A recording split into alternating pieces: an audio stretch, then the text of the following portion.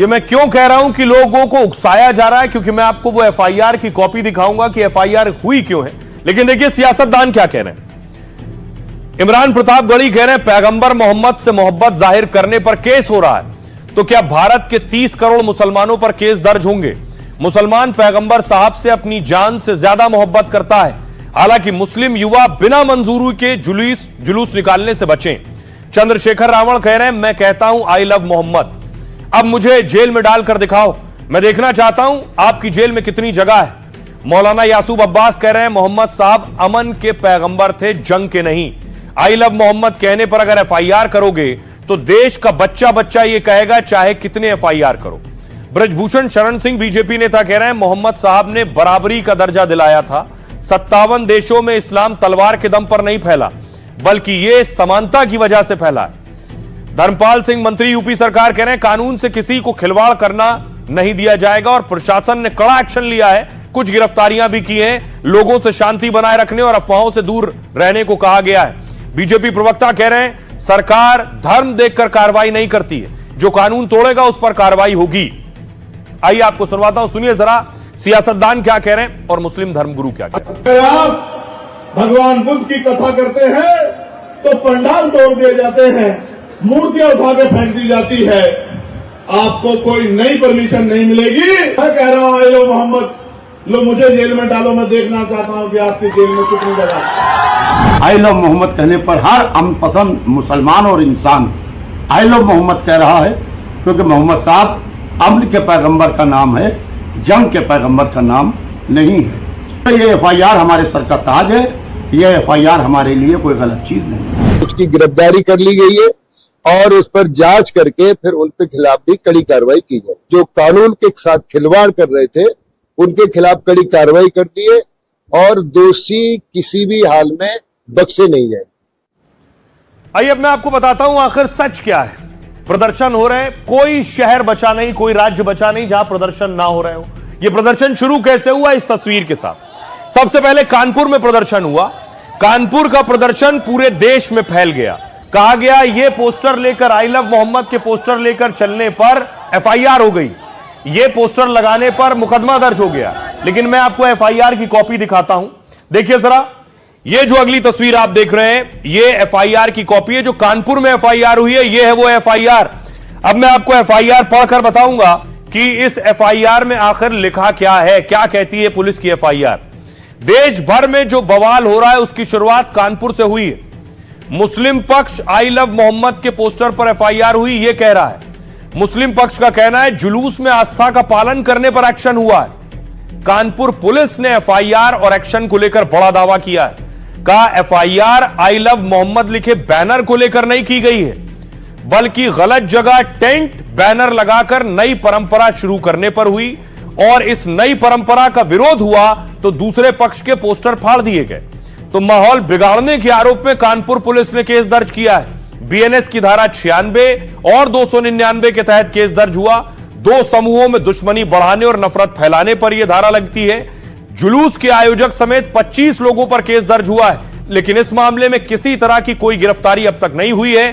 कानून के जानकार मानते हैं कि एफआईआर सीधे रद्द या वापस नहीं हो सकती, या तो एफआईआर के बाद चार्जशीट बनती है और जांच होती है।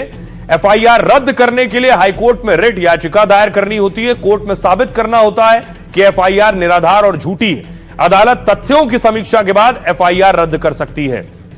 तो सवाल यह है कि सिर्फ पोस्टर लगाने पर बवाल नहीं हुआ, एफआईआर हुई है उसके आगे की कहानी पर। सुनिए जरा क्या कुछ कह रहे हैं ज्वाइंट कमिश्नर और एडवोकेट। दूसरे धर्म का एक पोस्टर लगा था जिसको कि लड़के थे, उन्होंने डंडा उसको मार दिया, वो फटके लटक गया, जिस पे लोगों ने आपत्ति करी। एफआईआर उसके संबंध में लिखी गई है। इसमें दो पहलू हैं कि आई लव मोहम्मद से कोई मतलब नहीं है, वो जो पोस्टर फाड़ा गया उसको लेके है, और दूसरा उसमें जो नामजद लोग लिखाया गया, बताया जा रहा है किसी एक व्यक्ति के प्रभाव में 8 लोग को नामजद किया गया है। इस बात में कुछ सत्यता है, उसमें वो सभी लोग का रोल नहीं पाया गया, कुछ 3 या 4 लोगों का रोल पाया गया जिनके खिलाफ समुचित धारा में कार्रवाई की जा रही है। वो एफआईआर जो बैनर जिसको लेके ये विवाद खड़ा हुआ है उस पे नहीं हुई है। आई लव मोहम्मद का जो बैनर लगा था उस पे नहीं। और गरबा पंडाल के बाहर बाकायदा संगठन मौजूद है जो प्रदर्शन कर रहे हैं और अपने दिशा निर्देश लागू कर दिए। जय जय श्री राम, जय जय श्री राम, जय जय श्री राम, जय श्री राम, जय श्री राम, जय श्री राम, जय श्री राम, जय श्री राम। पूरा देश नवरात्र के जश्न में डूबा है और गरबे की धुन पर झूमने को बेताब है, लेकिन त्योहार के बीच गरबे में एंट्री पर नया बवाल मचा है। बवाल भी ऐसा कि सियासी पार्टियां और नेता तो उलझे ही हैं, बड़े बड़े धर्मगुरु और मौलाना भी आपस में भिड़ गए हैं। जब सनातन हिंदू विचारधारा के लोग हज यात्रा में नहीं जाते हैं तो उनके लोगों को भी जो है गरबा में नहीं आना चाहिए और गरबा के मुख्य दरवाजे पर गोमूत्र रखना चाहिए। कि किसी भी मुसलमान को फिजिकली किसी के त्योहार में, किसी की इबादत में शरीक नहीं होना चाहिए। ये बिल्कुल कतन हराम है, बिल्कुल हराम है, और हराम से भी बढ़कर ये शिर्क है। शिर्क को अल्लाह पसंद नहीं करेगा। कहीं गरबे में एंट्री को लेकर नई गाइडलाइन बन गई है तो कहीं गंगा जल और गौमूत्र वाला फॉर्मूला बनाया जा रहा है। उत्सव में एंट्री पर ऐसा बवाल मचा है कि गरबे के रंग से ज्यादा चर्चा इस पर छिड़ी जंग की है। और आइए आपको बताऊं मौलाना क्या कह रहे हैं और बाबा क्या कह रहे हैं, क्यों एतराज है, और बड़ी बात यह है कि दोनों लगभग एक ही बात कह रहे हैं। देखिए, धीरेन्द्र शास्त्री कह रहे हैं कोई भी सनातनी हज यात्रा के लिए नहीं जाता है तो दूसरे धर्म का व्यक्ति भी गरबा में शामिल ना हो। गरबा पंडाल के गेट पर गौमूत्र रखना चाहिए और अंदर आने वालों पर गौमूत्र छिड़कना चाहिए, इससे विधर्मी खुद ही अंदर नहीं आएंगे। मौलाना साजिद रशीदी कह रहे हैं इस्लाम कहता है मुस्लिम दूसरे धर्म के उत्सव में ना जाएं, यह बिल्कुल हराम है जिसे अल्लाह पसंद नहीं करेगा। जो लोग कहते हैं हम तो मक्का मदीना नहीं जाते हैं, वो अगर मक्का मदीना जाना चाहते हैं तो कलमा पढ़वा देता हूं। विनोद बंसल कह रहे हैं नवरात्र में कुछ लोग गड़बड़ी पैदा करने की कोशिश करते हैं। जो लोग भारत माता की जय नहीं कहते वो देश में रहकर वंदे मातरम नहीं बोलते, वो भला मां दुर्गा की जय कैसे बोल पाएंगे? और जो ये नहीं बोल सकते हैं वो गरबा में क्यों आए? एसटी हसन सपा नेता कह रहे हैं गरबा उत्सव में गैर हिंदुओं की रोक का वो समर्थन करते हैं, मुसलमान बच्चों को वहां बिल्कुल भी नहीं जाना चाहिए। मेरी अपील है कि मुस्लिम लड़के हिंदू लड़कियों को बहनें समझें। नितेश राणे मंत्री हैं, वो कह रहे हैं इस्लाम वैसे भी मूर्ति पूजा का समर्थन नहीं करता है, फिर मुसलमानों के गरबा में आने की क्या वजह है? आइए आपको सुनवाता हूं, सुनिए जरा इस पर सियासतदान और धर्मगुरुओं में तकरार। जब सनातन हिंदू विचारधारा के लोग हज यात्रा में नहीं जाते हैं तो उनके लोगों को भी जो है गरबा में नहीं आना चाहिए और गरबा के मुख्य दरवाजे पर गोमूत्र रखना चाहिए। कि किसी भी मुसलमान को फिजिकली किसी के त्योहार में, किसी की इबादत में शरीक नहीं होना चाहिए। ये बिल्कुल कतन हराम है, बिल्कुल हराम है, और हराम से भी बढ़कर ये शिर्क है। शिर्क को अल्लाह पसंद नहीं करेगा। इसलिए मुसलमानों को चाहिए किसी को भी खुश करने के लिए, चाहे वो उसका दोस्त है या उसकी महबूबा है या जो भी है, किसी को भी खुश करने के लिए इस तरह की कोई हरकत ना करें, ईमान जाने का भी खतरा है। ये एक धार्मिक आयोजन है और वहां पे किसी देवी की पूजा में ये आयोजन होते हैं। इस्लाम बुत परस्ती को मना करता है, तो जो भी मुस्लिम भाई वहां जाएगा वो इस्लाम के खिलाफ काम करेगा। इस्लाम या कुरान के अंदर मूर्ति पूजा इसको हराम माना जाता है, गलत माना जाता है। वैसे लोगों को आप डांडिया नवरात्रि में क्यों आने देंगे? क्या करेंगे वो लोग अंदर आके? उनके लिए ये डांडिया, ये नवरात्र के जो फेस्टिवल, ये जो इवेंट है, उनके लिए लव जिहाद के अड्डे है। अब मैं आपको बताऊं, आपने धर्मगुरुओं को सुन लिया, लेकिन गाइडलाइंस क्या है, क्या दिशा निर्देश है जिस पर बवाल हो रहा है? देखिए, सबसे पहले मध्य प्रदेश से शुरुआत करता हूं। बिना पहचान पत्र के आयोजन स्थल में प्रवेश नहीं दिया जाएगा। कार्यक्रम स्थल पर सीसीटीवी कैमरा लगाना जरूरी होगा। महाराष्ट्र में वीएचपी ने नियम बनाए, माथे पर तिलक और हाथों पर कलावा हो, गंगाजल और गौमूत्र का आचमन हो, वरा देवता और मां दुर्गा की तस्वीर को नमन कराया जाए। राजस्थान में भी वीएचपी और बजरंग दल के नियम है, आधार कार्ड की जांच होगी, तिलक लगाने पर ही प्रवेश मिलेगा। आयोजन स्थल पर गंगाजल और गौमूत्र का छिड़काव किया जाएगा।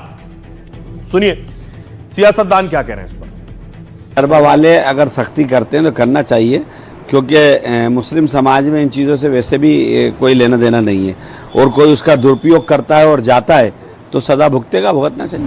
भाव तब पैदा हो सकता है जब आप भगवती के प्रति अपनी आस्था रखते हैं। तो ये इवेंट नहीं है, मैं किसी से परहेज नहीं रहा है, हमारी सनातन, हम किसी से परहेज नहीं करते हैं, लेकिन हम पूजन के स्थान पर हर किसी को जन्म नहीं आने देते। एक धर्म के आदमी को बुलाना हो तो एक धर्म के आदमी को बुलाइए, लेकिन जिस तरह से कम्युनिकेट किया जाता उससे एकदम आग लगाने वाली बात है, देश को क्षति पहुंचाने की बात है। ध्यान में रख कर के ऐसा किया जा रहा है, वह गलत है। तो लव जहाज जैसे घटना नहीं हो, इसके प्रति समाज में एक जागरूकता है, इसलिए इस प्रकार की चर्चाएं चल रही है। पर मुझे लगता है कि इससे कोई फर्क नहीं पड़ता। लॉ एंड ऑर्डर बहुत अच्छा है और बहुत अच्छे उत्सव मनेंगे। तो गरबा और नवरात्र की बात हो रही है, तो योगी आदित्यनाथ की दुर्गा शक्ति भी आज सामने आई। तस्वीर मैं आपको दिखाऊं, योगी आदित्यनाथ के साथ आप महिला पुलिस देख रहे हैं। महिलाओं को सशक्त किया है पुलिस में योगी आदित्यनाथ ने। उसकी एक तस्वीर आई जो शुरू में मैंने आपको दिखाई, अगली तस्वीर देखिए। यह एनकाउंटर किया है योगी की पुलिस ने, महिला पुलिस ने, और पहला एनकाउंटर है योगी की महिला पुलिस का। आप क्या किया था? पुलिस में चलाएगा गोली?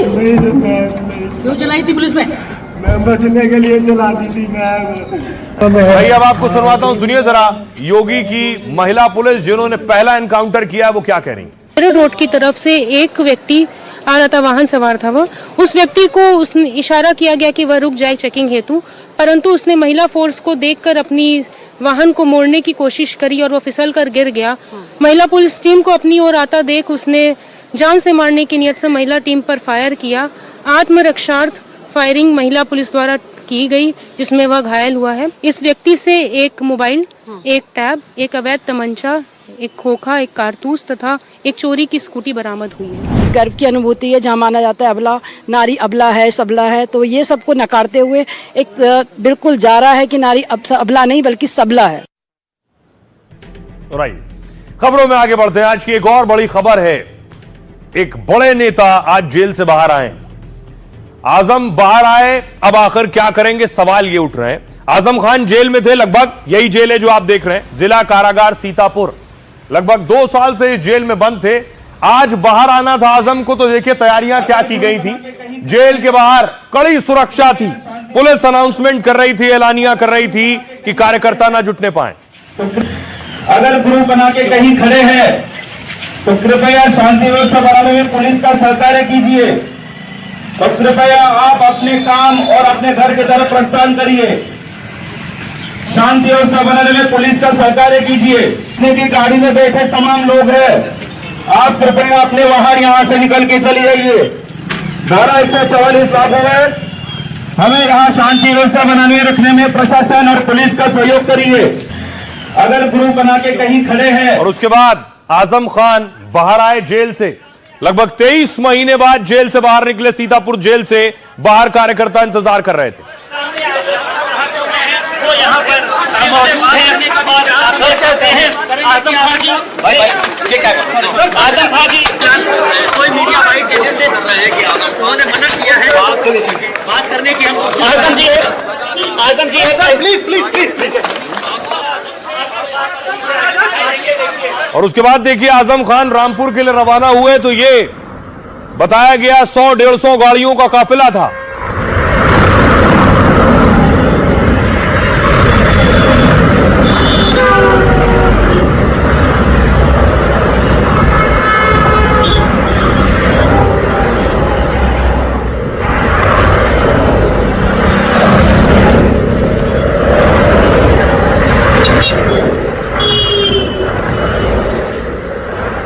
आइए अब आपको लिए चलता हूं। आजम का काफिला जब रामपुर पहुंचा तो क्या तस्वीर थी।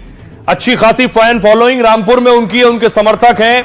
तो देखिए जरा आजम खान का और उनकी गाड़ी का फूलों से स्वागत हुआ। ये देख रहे हैं रोड के दोनों तरफ लोग इंतजार कर रहे थे आजम खान का।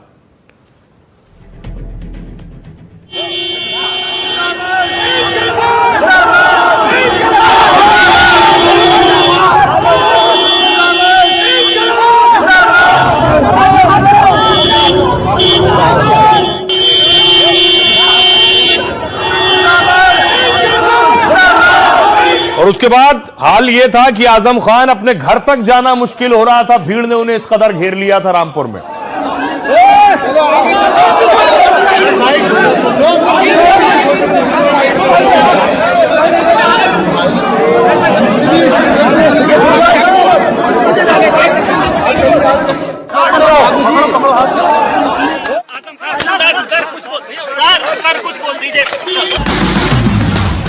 23 महीने से जेल आजम बने थे, अब जाकर आजादी मिली। सीधे गाड़ी में बैठकर जेल से बाहर आए तो वही पुराना भौकाल दिखा। चेहरे पर काला चश्मा, बदन पर काली सदरी और सदरी के नीचे सफेद कुर्ता। पत्रकार पूछते रहे कुछ तो बोलिए, लेकिन बिना गाड़ी का शीशा खोले भीतर से ही हाथ हिलाते रहे।